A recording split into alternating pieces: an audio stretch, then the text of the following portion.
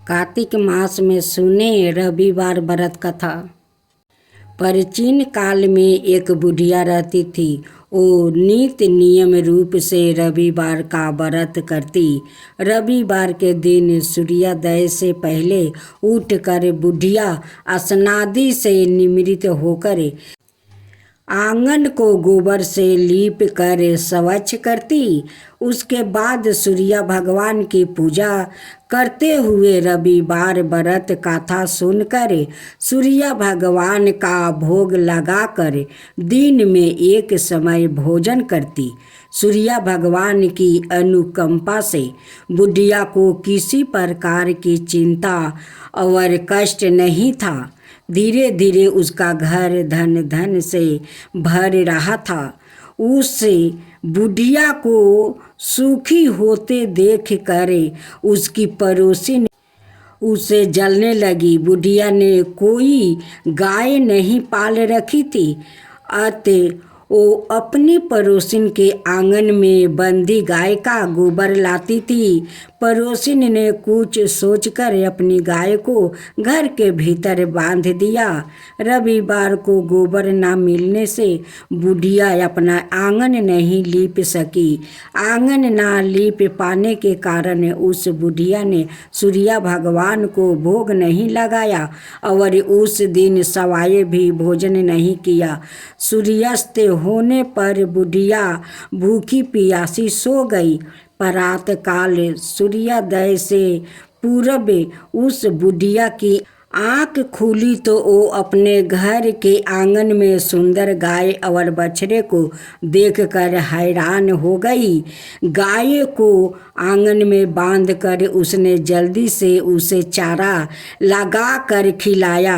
पड़ोसिन ने उस बुढ़िया के आंगन में बंधी सुंदर गाय और बछड़े को देखकर तो वो उससे और अधिक जलने लगी। तभी गाय ने सोने का गोबर किया। गोबर को देखते ही पड़ोसिन की आंख फट गई।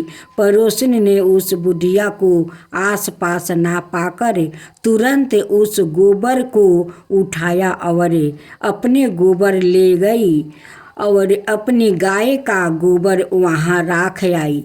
सोने के गोबर से पड़ोसिन कुछ ही दिनों में धनवान हो गई। गाय प्रतिदिन सूर्योदय से पूर्व सोने का गोबर किया करती थी और बुढ़िया के उठने के पहले पड़ोसिन उस गोबर को उठाकर ले जाती थी। बहुत दिनों तक बुढ़िया को सोने के गोबर के बारे में कुछ पता नहीं चला। बुढ़िया पहले की तरह हर रविवार को भगवान सूर्य देव का व्रत करती रही और कथा सुनती रही। लेकिन सूर्य भगवान को जब पड़ोसिन की चालाकी का पता चला तो उन्होंने तेज आंधी चलाई। आंधी का प्रकोप देखकर बुढ़िया ने गाय को घर के भीतर बांध दिया। सुबह उठकर बुढ़िया ने सोने का गोबर देखा। उसे बहुत आश्चर्य हुआ। उस दिन के बाद बुढ़िया गाय को घर के भीतर बांधने लगी। सोने के गोबर से बुढ़िया कुछ ही दिनों में बहुत धनी हो गई। उस बुढ़िया के धनी होने से पड़ोसिन बुरी तरह जल भून कर राख हो गई और उसने अपने पति को समझा बुझाकर उसे नगर के राजा के पास भेज दिया। सुंदर गाय को देखकर राजा बहुत खुश हुआ। सुबह जब राजा ने सोने का गोबर देखा तो उसके आश्चर्य का ठिकाना न रहा। उधर सूर्य भगवान को भूखी प्यासी बुढ़िया को इस तरह प्रार्थना करते देखा। उस पर बहुत करुणा आई। उसी रात सूर्य भगवान ने राजा को सपने में कहा, राजन, बुढ़िया की गाय बछड़ा तुरंत लौटा दो, नहीं तो तुम पर विपत्तियों का पहाड़ टूट पड़ेगा, तुम्हारा महल नष्ट हो जाएगा। सूर्य भगवान के सपने से बुरी तरह भयभीत राजा ने प्रात उठते ही गाय और बछड़ा बुढ़िया को लौटा दिया। राजा ने बहुत सा धन देकर बुढ़िया से अपनी गलती के लिए क्षमा मांगी और राजा ने पड़ोसिन और उसके पति को उनकी इस अपराध के लिए दंड दिया। फिर राजा ने पूरे राज्य में घोषणा करवाई कि सभी स्त्री पुरुष रविवार का व्रत किया करे। रविवार का व्रत करने से सभी लोग के घर धन धनाय से भर गया। राज्य में चारों ओर खुशहाली छा गई। स्त्री पुरुष खुशी जीवन यापन करने लगे और सभी लोग के शारीरिक कष्ट भी दूर हो गया। तो बोलो जय सूर्या देव की जय, जय सूर्या भगवान की जय।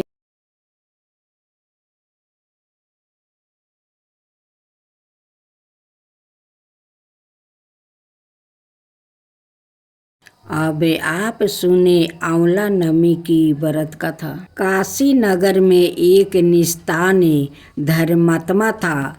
दानी वैसा रहता था। एक दिन वैसा की पत्नी से एक पड़ोसिन बोली, यदि तुम किसी पराये लड़के की बलि भैरव के नाम से चढ़ा दो तो तुम्हें पुत्र प्राप्ति होगा।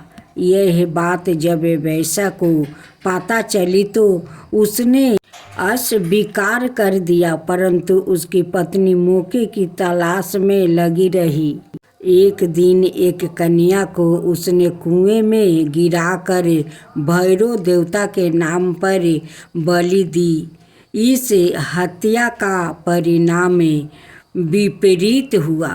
लाभ की जगह उसके पूरे बदन में कोढ़ हो गया और लड़की की प्रात्मा उसे सताने लगी। वैसा के पूछने पर उसकी पत्नी ने सारी बात बता दी। इस पर वैसा कहने लगा, गौद ब्राह्मण बधे तथा बाल वध करने वाले के लिए इस संसार में कहीं जगह नहीं है। इसलिए तू गंगा तट पर जाकर भगवान का भजन कर तथा गंगा में स्नान कर, तभी तू इस कष्ट से छुटकारा पा सकता है। वैसा की पत्नी पश्चाताप करने लगी और रोग मुक्त होने के लिए माँ गंगा की शरण में गई। तब गंगा ने उसे कार्तिक शुक्ल पक्ष की नवमी तिथि को आंवला के वृक्ष की पूजा करे आंवले का सेवन करने की सलाह दी थी। जिस पर महिला ने गंगा माता के बताया अनुसार इस तिथि को आंवला वृक्ष का पूजन करे आंवला ग्रहण किया था और वो रोग मुक्त हो गई थी। इस परात ओ पूजन के प्रभाव से कुछ दिनों बाद उसे दिव्या शरीर और पुत्र रत्न की प्राप्ति हुई। तभी से हिंदुओं में इस व्रत को करने का प्रचलन बढ़ा। तब से लेकर आज तक यह परंपरा चली आ रही है। अब आप सुने कार्तिक पूर्णिमा की कथा। एक समय राजा परीक्षित ने महात्मा व्यास जी से पूछा, हे भगवान, हमें कार्तिक मास की कथा आपने सुनाई, लेकिन एकादशी से लेकर पूर्णिमा तक इन 5 दिनों को भीष्म पंचक के नाम से क्यों कहा जाता है? इस संबंध में हम जानना चाहते हैं और इन 5 दिनों के व्रत करने वाले को क्या लाभ होता है? महात्मा व्यास जी ने कहा, हे परीक्षित सुनो, कुछ समय पहले कानपुर में बहुत ही निर्धन सोमेश्वर नाम का ब्राह्मण रहता था। उसका शरीर बहुत ही कमजोर था, परंतु वो भगवान विष्णु का भक्त था। कार्तिक मास में वो रोज गंगा स्नान करता और भगवान विष्णु का पूजा करता। पर एक दिन वो शरीर से पीड़ित होते हुए भी गंगा स्नान करने गया, पर उसे घाटों की सीढ़ियाँ उतरी नहीं जाती थी। किसी तरह वो उतरकर गंगा जी तक पहुँच ही गया और गंगा स्नान कर वहीं पर बैठकर संध्या उपासना करने लगा। वहीं पर वृद्ध ब्राह्मण के रूप में भगवान अपने भक्त पर कृपा करने के लिए बैठे हुए थे। भगवान ने ब्राह्मण को बड़े कष्ट में देखकर पूछा, हे ब्राह्मण, तुम्हारी स्थिति तो स्नान करने की भी नहीं है, फिर भी तुम ऐसी अवस्था में स्नान के लिए आए हो। कहो क्या चाहते हो? ऐसे वचन सुनकर वृद्ध ब्राह्मण ने कहा, हे भगवान, मैं बहुत गरीब ब्राह्मण हूँ, इसी से लोक में अपमानित हूँ और तकलीफ पाता हूँ। इसी कारण मैं हमेशा परेशान रहता हूँ। यदि आप कोई उपाय बता सकते हो तो मैं आपकी अपने ऊपर दया समझूंगा। ब्राह्मण के ऐसा वचन को सुनकर भगवान रूपी ब्राह्मण ने कहा, हे ब्राह्मण, तूने यह कार्तिक का महीना चल रहा है, इसमें शुक्ल पक्ष की एकादशी से लेकर पूर्णिमा तक जो यहाँ 5 दिन है, इनको भीष्म पंचक के नाम से पुकारा जाता है। 5 दिनों में तुम गंगा के पुत्र महात्मा भीष्म को जल दान दो और गंधे अक्षत पुष्पा से उनका पूजन करो और भगवान विष्णु की पूजा तुलसी पुष्पा आदि से करो। इससे तुम्हारा सब कष्ट दूर हो जाएगा और तुम अंत में विष्णु लोक में निवास करोगे। ब्राह्मण ने महाभारत की लड़ाई में जब महात्मा भीष्म सर सोया पर सोए हुए थे, उस वक्त अपने प्रिया अर्जुन को उन्होंने सब प्रकार का राज धर्म, व्यवहार धर्म, ज्ञान धर्म कहा था। उस समय अर्जुन के शाखा कृष्णा वहीं पर थे।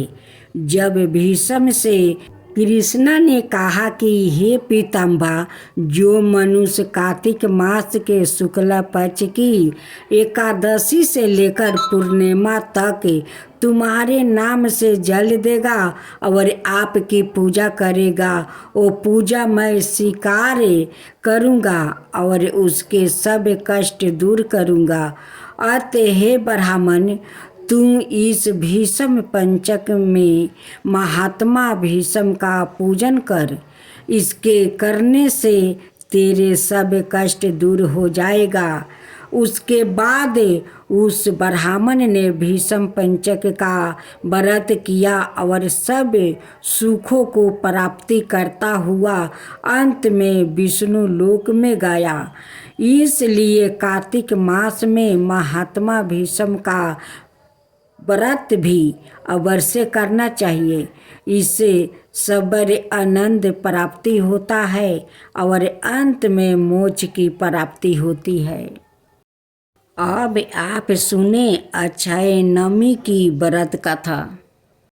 एक समय की बात है, यमुना नदी के पहाड़ी पर स्थित एक गांव में राम शर्मा नाम के एक धनवान ब्राह्मण रहते थे।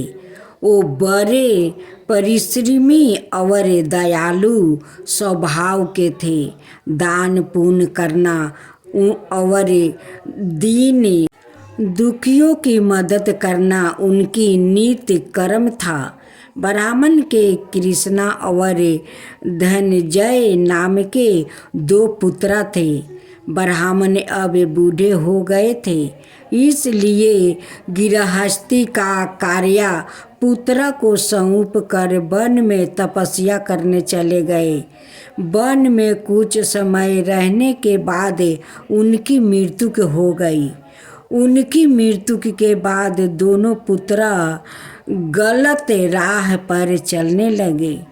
भोग विशाल और शब्दों में उन्होंने सारा धन खत्म कर दिया और जब घर में धन नहीं बचा तो चोरी डकैती करने लगे।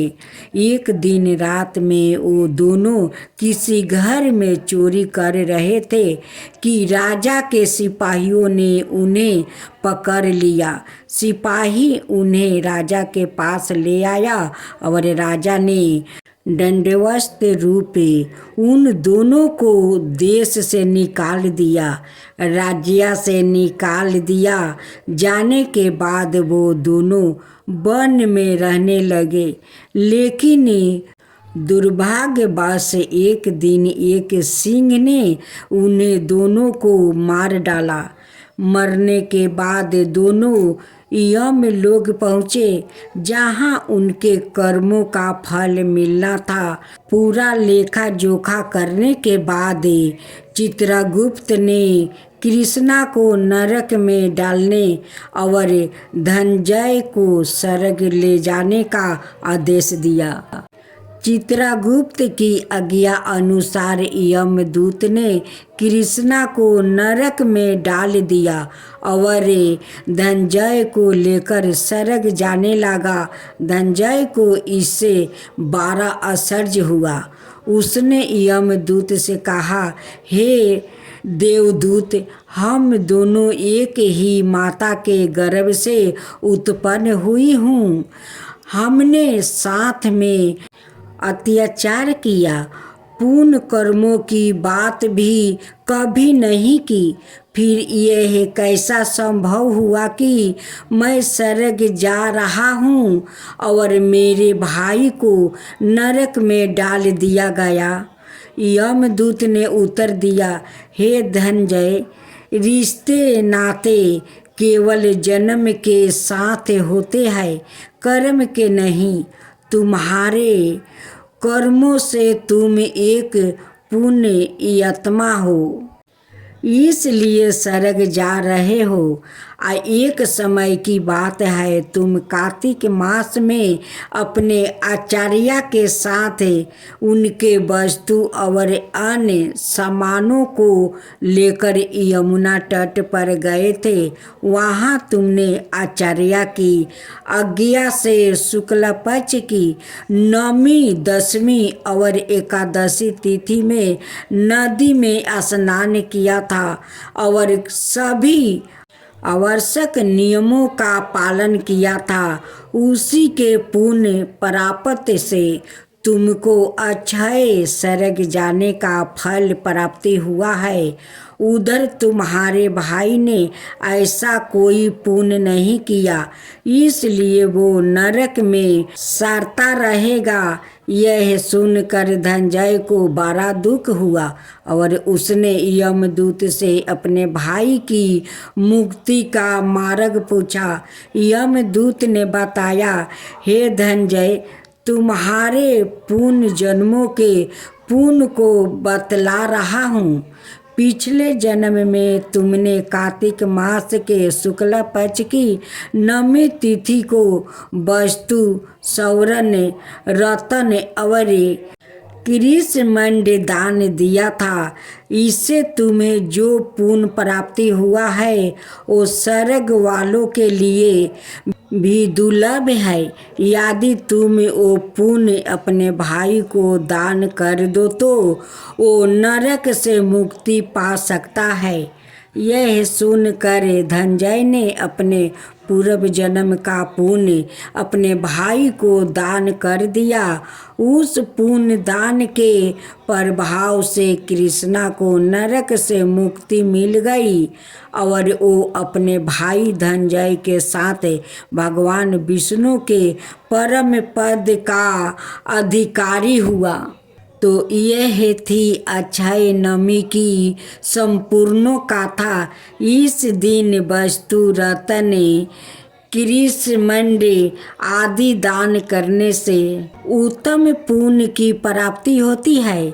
नारद मुनि कहते हैं कि यदि अक्षय नवमी के दिन आंवले के पेड़ की पूजा की जाए तो अश्वमेध यज्ञ से भी अधिक फल प्राप्ति होते हैं। इसलिए इस दिन आंवला के पेड़ की पूजा करने का भी विशेष महत्व है। अब आप सुने माँ लक्ष्मी की कथा। एक बूढ़ा ब्राह्मण था। वो रोज पीपल को जल से सींचता था। पीपल में से रोज एक लड़की निकलती है और कहती है, पिताजी मैं आपके साथ जाऊंगी। यह सुनते सुनते बूढ़ा दिन पर दिन कमजोर होने लगा। तो ब्राह्मणी ने पूछा कि क्या बात है। ब्राह्मण बोला कि पीपल से एक लड़की निकलती है और कहती है कि वो भी मेरे साथ चलेगी। ब्राह्मणी बोली कि कल ले आना उस लड़की को। जहाँ 6 लड़कियाँ पहले से ही हमारे घर में है, वो 7वीं लड़की और सही। अगले दिन ब्राह्मण उस लड़की को घर ले आया।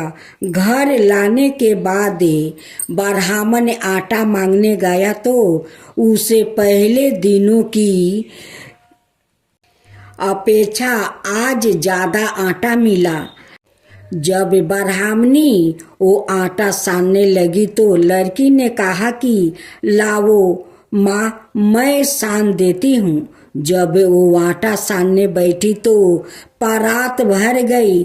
उसके बाद माँ खाना बनाने जाने लगी तो लड़की बोली कि आज रसोई में मैं जाऊंगी। तो ब्राह्मणी बोली कि ना तेरे हाथ जल जाएंगे। लेकिन लड़की नहीं मानी और वो रसोई में खाना बनाने गई तो उसने तरह तरह के 36 व्यंजन बना डाली और आज सभी ने भर पेट खाना खाया। इससे पहले वो आधा पेट भूखे खाकर रह जाते थे। रात हुई तो ब्राह्मणी का भाई आया और कहने लगा कि दीदी मैं तो खाना खाऊंगा। ब्राह्मणी परेशान हो गई कि अब खाना कहाँ से लाऊंगी। लड़की ने पूछा कि माँ क्या बात है। उसने कहा कि तेरा मामा आया है और रोटी खाएगा, लेकिन रोटी तो सबने खा ली है, अब उसके लिए कहाँ से लाऊंगी। लड़की बोली कि मैं बना दूंगी और वो रसोई में गई और मामा के लिए 36 व्यंजन बना दिया। मामा ने भर पेट खाया और कहा भी कि ऐसा खाना इससे पहले उसने कभी नहीं खाया है। ब्राह्मणी ने कहा कि भाई तेरी पौनी भाजी है, उसी ने बनाया है। शाम हुई तो लड़की बोली कि माँ चौका लगा के दिया जला देना, कोठे में मैं सोऊंगी। ब्राह्मणी बोली कि ना बेटी तू डर जाएगी। लेकिन वो बोली कि ना मैं ना डरूंगी, मैं अंदर कोठे में ही सोऊंगी।